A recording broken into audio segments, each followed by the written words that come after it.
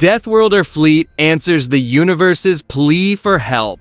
Commander Aurora Hayashi pressed her palm against the cold viewport of the U.S. Resilience, watching the strange nebula swirl in colors that had no names. Her ship had been patrolling the edge of human territory for 8 months now, far from Earth's warm embrace. The deep space assignment was lonely work, but someone had to watch the borders. At 36, Aurora had spent half her life among the stars. She'd commanded supply runs to Luna, fought pirates in the asteroid belt, and survived the brutal mining expeditions on Titan, where the methane storms could shred a man in seconds. Space had taught her that survival meant preparation, and preparation meant expecting the unexpected. "Commander," called Lieutenant Ryuji Kimura from his station at Communications, "I'm picking up something unusual." Aurora moved toward his console, her magnetic boots clicking against the deck plating. Ryuji was their best signals officer. If he called something unusual, it deserved attention. "What kind of unusual, Lieutenant?" "It's massive, ma'am. A transmission coming through on every frequency simultaneously. The power required to broadcast like this." He shook his head in disbelief. "It would take the output of an entire star." Dr. Amara Osei looked up from her xenolinguistics workstation. As the ship's expert on theoretical alien communication, she had spent years studying patterns that might exist in non-human languages. The crew respected her because she never claimed to know more than she actually did. "Can you isolate the signal, Ryuji?" "Already working on it." His fingers danced across the holographic interface. "Patching it through to the main speakers now." The bridge filled with sounds that definitely did not originate from human vocal cords. It was like listening to an orchestra of different species all trying to communicate at once. Some parts resembled whale songs, others sounded like crystalline chimes, and still others seemed to pulse with electronic rhythms that followed no earthly pattern. "How many distinct communication patterns are we looking at?" Aurora asked. Amara was already deep in analysis, her computer running pattern recognition algorithms. "I'm counting at least 500 different linguistic structures, possibly more. This is theoretically impossible. No single species could master this many communication methods." The transmission continued for nearly 15 minutes before cutting to silence. The bridge crew remained quiet, processing what they had just experienced. "Did we record everything?" Aurora asked. "Every microsecond," Ryuji confirmed. "I've also detected the transmission's point of origin, approximately 47 light-years coreward, in the Kepler 442 system." Aurora turned to Dr. Osei. "How long to decode this?" "Give me 12 hours, maybe less if the translation matrices find common mathematical principles." Amara was already pulling up linguistic analysis programs. "But Commander, if this really is from multiple species working together, then we're not alone anymore," Aurora finished. "Ryuji, send an encrypted burst transmission to Earth Command. Tell them we've detected what appears to be organized alien communication. Include the full recording." For the next 10 hours, Dr. Osei worked without rest. The ship's powerful computers churned through terabytes of linguistic data, searching for patterns that human minds could understand. Slowly, meaning began to emerge from chaos. When Amara finally called for the senior staff, her expression was grave. "I've translated approximately 60% of the message. It's the same content repeated in hundreds of different languages. A universal distress call." Lieutenant Commander Phoenix Torres, their tactical officer, leaned forward. "Distress from whom?" "They call themselves the Galactic Cooperative, a union of 43 different alien civilizations. And they're asking specifically for help from us." "From humans?" Aurora frowned. "How do they even know we exist?" Amara pulled up her translation on the main screen. "They call us the Iron World Survivors. According to this message, they've been observing our expansion into space and they're impressed by our tenacity." She played a translated section. Even through the computer's synthetic voice, the desperation was clear. "Iron World Survivors. You who emerge from a planet of poison and pressure, you who build machines in the void where others perish, we call upon your strength. A force beyond our understanding consumes our worlds. Our technologies fail against them. Our strategies prove worthless. You who learned to fight the very world that birthed you, perhaps you can fight what we cannot. Phoenix pulled up tactical displays, though they showed nothing but empty space. What exactly are they fighting? Something called the Devourers, Amara continued. According to the message, they've already consumed 17 star systems. Every time the cooperative tries to engage them, entire fleets simply disappear. The bridge fell silent except for the steady hum of life support systems. What specifically are they asking us to do? Aurora asked. They want us to send whatever military forces we can spare. They say the Devourers are moving toward the Galactic core where most cooperative species have their homeworlds. If they're not stopped, trillions will die. Before anyone could respond, Ruji's communication board lit up. Commander, incoming priority transmission from Earth Command. Admiral Rosa Delgado's weathered face appeared on the main screen. She looked like she hadn't slept in days. Commander Hayashi, we've analyzed your transmission. How confident is Dr. Osei in her translation? Very confident, Admiral. The mathematical foundations are consistent across all linguistic variants. Admiral Delgado was quiet for a long moment. Commander, if this is legitimate, it changes everything. We're not just talking about first contact. We're talking about humanity's introduction to galactic civilization through warfare. Yes, ma'am. I'm ordering you to remain in position and continue monitoring alien communications. Meanwhile, we're assembling the largest fleet in human history. If these aliens think humans are survivors, they're about to find out just how right they are. 3 weeks later, Admiral Jackson Miles stood in the command center of Luna Naval Station, watching through massive transparent steel windows as ships converged from across human space. He had never seen so many vessels in one location: battleships from Earth's combined fleets, cruisers from the Mars Defense Force, destroyers from the Outer Colony militias, and fighters from every settlement within 100 light years. The fleet represented humanity's finest: the U.S. Determination, Earth's newest dreadnought, the UNS Beijing from the Asian Alliance, the EUS Gibraltar from the European Federation, and the USA Liberty representing the American Deep Space Command. In total, 312 ships carrying humanity's best and bravest. Captain Ravi Singh approached the Admiral's position. Singh commanded the heavy cruiser, UAS Mumbai, and had volunteered to lead the fleet's reconnaissance division. Admiral, final ship just docked. We're at full strength. Casualties estimates? Admiral Miles asked quietly. Unknown, sir. We're going in completely blind against an enemy that has defeated every force sent against them. Singh paused. But if the analysis is correct about these devourer creatures being hive-minded, our tactical unpredictability might be an advantage. In the Marine section of the station, Colonel Devin Washington was preparing humanity's ground forces. 3,000 Marines had volunteered for the mission, all of them veterans of Earth's most dangerous environments. When word spread about the alien mission, applications flooded in from soldiers who had served in the Antarctic research stations, the deep-sea mining operations, and the volcanic monitoring posts on Io. Listen up, Devin addressed his assembled forces. These aliens think we're tough because we come from a dangerous world.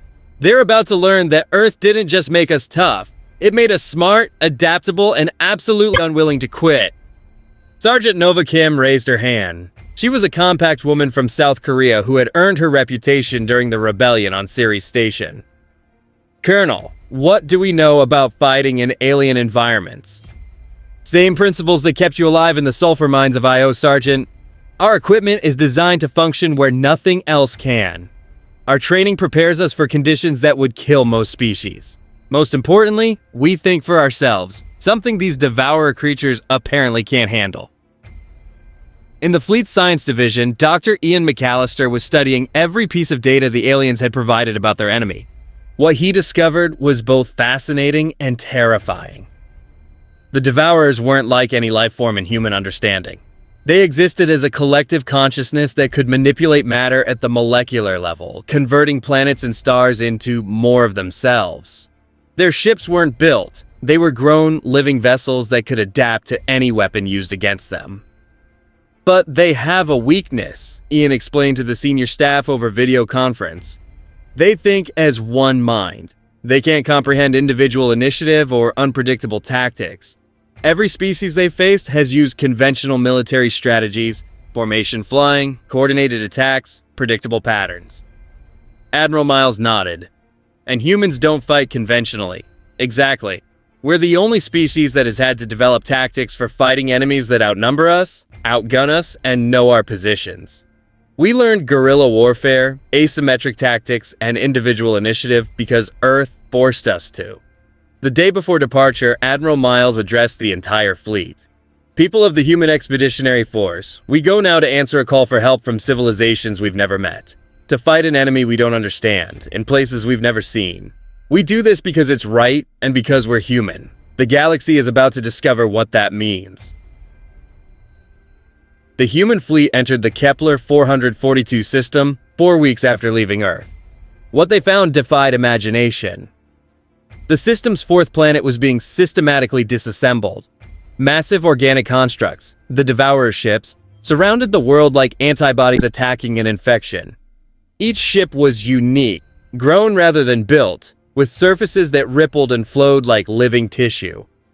"Mother of God," whispered Captain Isabella Rodriguez from the bridge of her destroyer, U.S. Aztec. "They're actually eating the planet." The Devourer vessels ranged in size from fighter equivalents to massive constructs larger than Earth's biggest cities. All had the same disturbing organic appearance, with surfaces that pulsed with bioluminescent patterns. Some were elongated like massive eels, others resembled jellyfish with trailing tentacles, and still others looked like enormous insects with multiple wings. Dr. McAllister studied the sensor readings from his position aboard the flagship. "Admiral, I'm detecting massive energy signatures from those constructs. They're not just consuming the planet's mass, they're converting it directly into new ship structures." Admiral Miles processed this information grimly.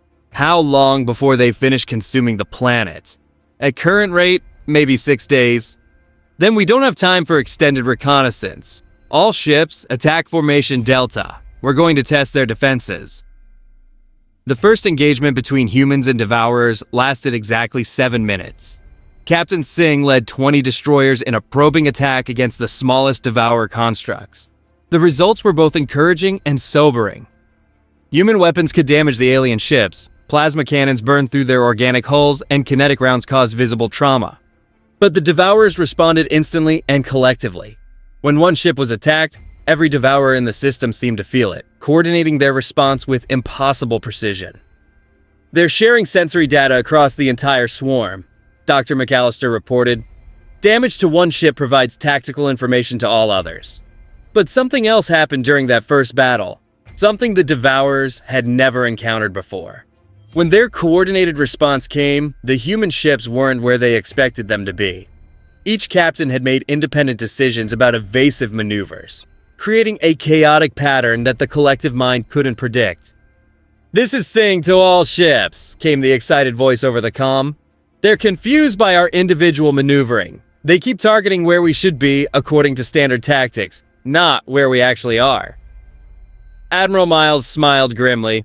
"All fleet commanders, new strategy. We fight like pirates, not like a navy. Individual initiative, unpredictable patterns, hit-and-run tactics.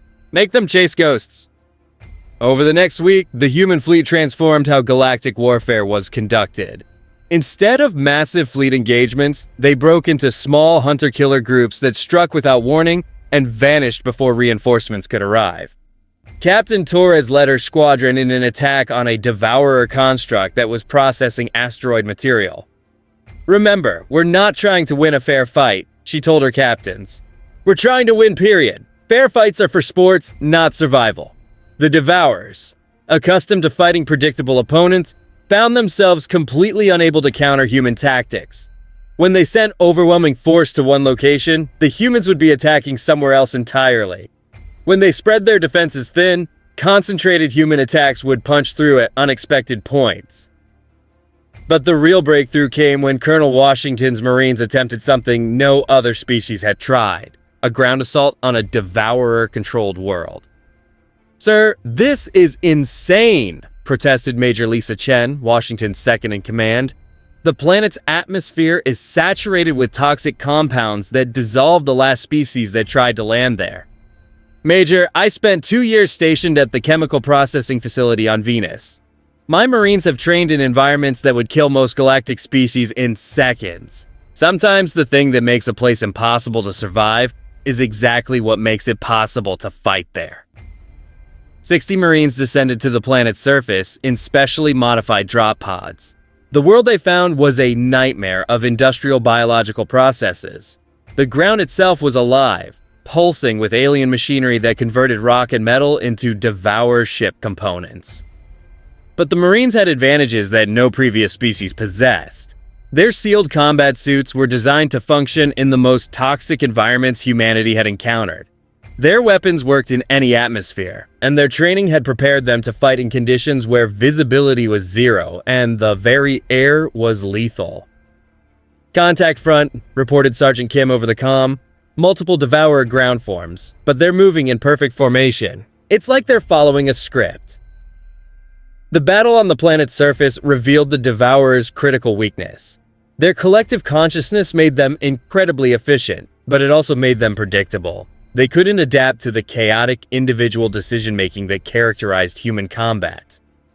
When Sergeant Kim's squad flanked left while another attacked from the right, the Devourers couldn't process the independent actions.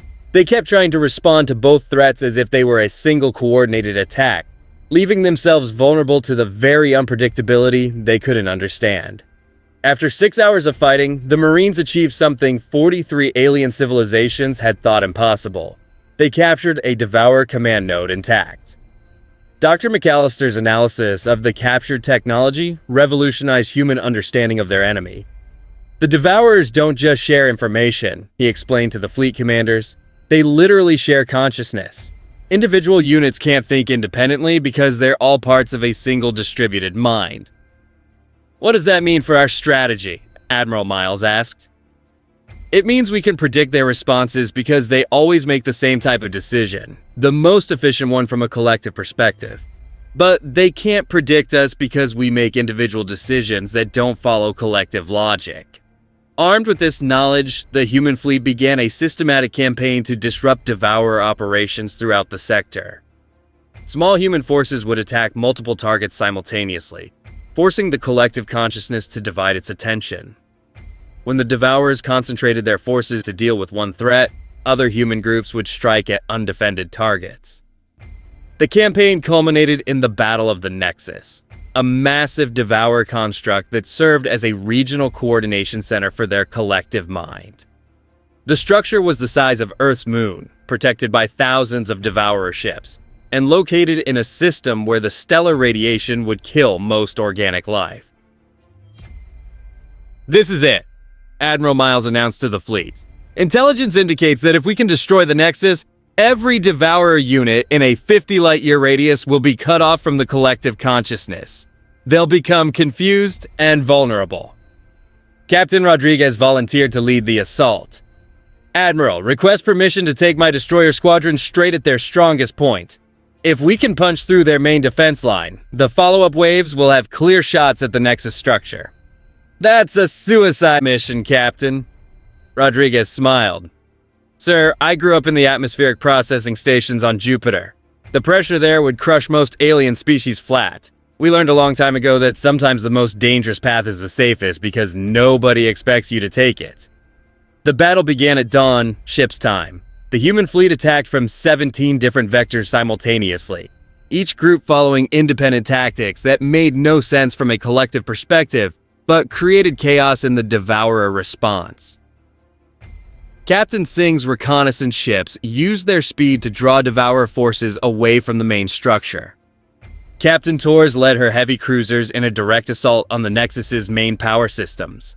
Meanwhile, Colonel Washington's Marines prepared for the most dangerous mission of their careers, a direct assault on the Nexus interior. "Remember," Washington told his assault force, "these creatures have never faced an enemy that can think individually while working as a team. That's our advantage. Use it." The Marines launched in modified assault pods that could survive the radiation environment around the Nexus. Inside the structure, they found a maze of organic corridors filled with atmosphere that would dissolve most life forms in minutes. Good thing we're not most life forms, Sergeant Kim muttered, checking her weapon's environmental seals. The fighting inside the Nexus was unlike anything in recorded military history. The Marines faced devourer forms that could reshape themselves at will, using weapons that could adapt to any defense. But human unpredictability proved decisive. When the devourers adapted to counter one Marine's tactics, another would use completely different approaches that the collective mind hadn't anticipated. It took 18 hours of continuous fighting, but the Marines reached the Nexus core, a massive organic brain that pulsed with energy patterns visible to the naked eye. Colonel Washington planted the largest fusion device in the human arsenal directly at the structure's heart. All Marines, get clear. 30 seconds to detonation. The explosion that followed could be seen from space. The Nexus core's destruction sent shockwaves through the Devourer collective consciousness, causing every unit in the sector to suddenly lose coordination. Ships that had moved in perfect harmony began colliding with each other. Ground forces stopped functioning entirely. "Admiral!" came Dr. McAllister's excited voice over the comm. "We're receiving surrender signals from the remaining Devourer units. It appears that without the collective consciousness, individual units are requesting guidance on how to coexist." Admiral Miles looked out at the disabled Devourer fleet, hardly believing what he was seeing. After all this, they want to negotiate? It makes sense, sir. Without the collective driving their expansion, individual Devourer units are apparently capable of independent thought.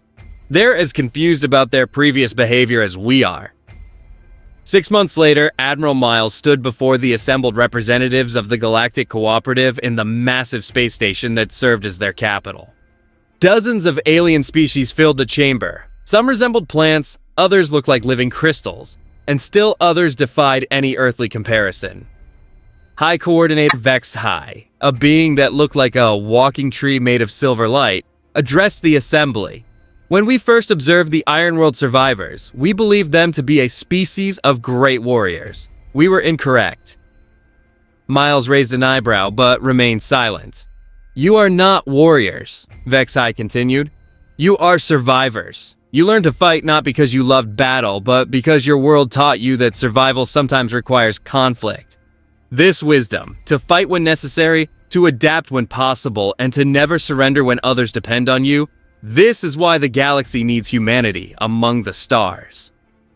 The ceremony concluded with humanity's formal invitation to join the Galactic Cooperative as its crisis response force, the species that other civilizations could call when the impossible needed to be accomplished. As the human fleet prepared to return to Earth, Admiral Miles made his final log entry. "Mission accomplished. The Devourer threat has been neutralized and humanity has taken its place among the galactic community. We didn't conquer anyone or prove our superiority. We simply did what humans do. We adapted, we persevered, and we helped those who needed help.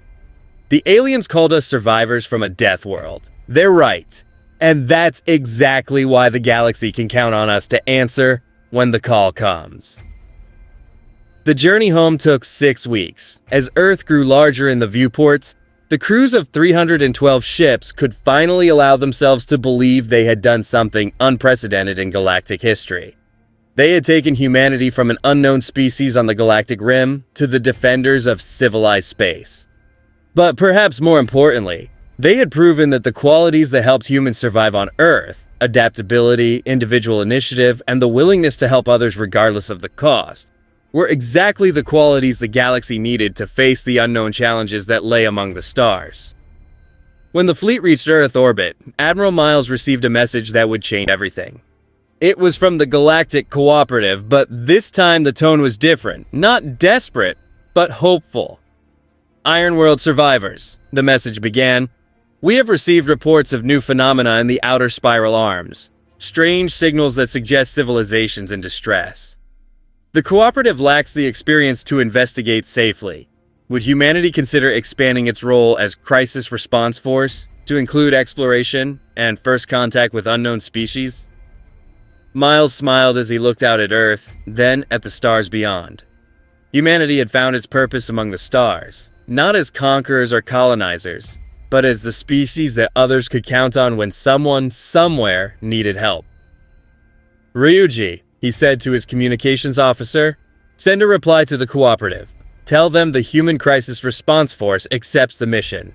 Earth produces survivors, and survivors never abandon those in need. As the message transmitted toward the Galactic core, Admiral Miles realized that humanity's greatest adventure was just beginning.